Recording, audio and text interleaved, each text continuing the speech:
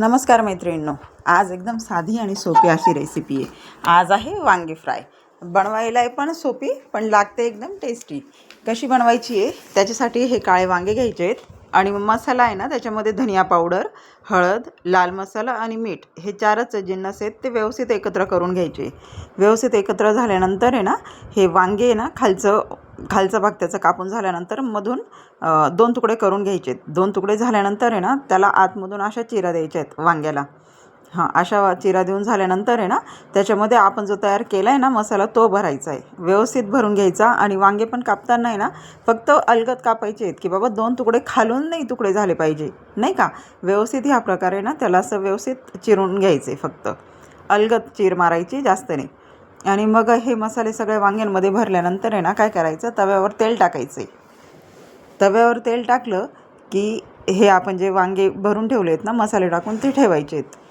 आणि हे वांगे ना खूप स्लो गॅसवर करावे लागतात। खूप स्लो म्हणण्यापेक्षा ना मीडियम गॅसवर असं म्हणा। आणि जर थोडेसे शिजले ते तर मग स्लो गॅस करून ठेवून द्यायचा, नाहीतर मग मसाला जळतो असे। म्हणजे हे वांगे करताना आहे ना, वेळ लागतो खूप, पण लागतात टेस्टी। झटकेपट होईल असं नाही म्हणते मी, पण छान लागतात बस। कारण स्लो गॅसवर करायचे असतात आपल्याला। आता इथे पहा, मी एकदम स्लो गॅस ठेवलेला होता। तवा गरम झाला। आता एक साईड आपली तेलामुळे ना लवकर शिजतात, तेल टाकलेलं होतं त्याच्यामुळे शिजून जाते थोडीशी खालची बाजू। आणि मग असे उलटवून घ्यायचेत। उलटवून पण झाल्यानंतर आहे ना, गॅस स्लोच राहू द्यायचा, फास्ट करायचाच नाही आहे गॅस फास्ट करायचाच नाही। फास्ट केला की वांगे जळणार आणि तो मसाला एकदम कडू लागतो। आणि परत झाकून द्यायचं आहे, परत 2-3 मिनटं ठेवून त्याच्यानंतर पुन्हा एकदा चेक करायचं म्हणजे लगेच उलटवून घ्यायचे ते, का बाबा मसाला तेवढा आपला तेलावर भाजला गेला आहे। आता पुन्हा उलटे करून घ्यायचेत आणि आता पण आहे ना, गॅस स्लो राहू द्यायचा। फक्त ह्या वांग्यांमध्ये ना थोडंसं तेल टाकायचं, जिथून आपण चिरा वगैरे मारले आहेत ना, तिथे परत एकदा तेल व्यवस्थित टाकून द्यायचं। म्हणजे तेलामुळेच शिजणार आहेत ना वांगे शिजणार नाही, कारण आपण पाणी तर अजिबात वापरत नाही आहे, म्हणजे तेलावरच वांगे शिजतात हे। आणि मग परत झाकून द्यायचेत, म्हणजे 3-4 मिनटं असे झाकून ठेवा। स्लो गॅसवर झाकून ठेवायचे।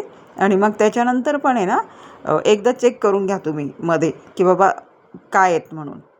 आणि हे पाहिजे आहे ते मी ज्यावेळेस चेक केले ना, तर झालेले होते वांगे व्यवस्थित, की बाबा शिजलेत हे आपल्याला कसं समजतं, की बाबा थोडंसं असा चम्मच टाकून पाहायचा, किंवा आपण ज्याच्याने वांगे उलटवणार आहेत ना त्याच्याने उलटवून पाहायचं, करून पाहायचं। आपल्याला समजतात, आता गृहिणींना आपल्याला एवढं तर कळतंच, नाही का।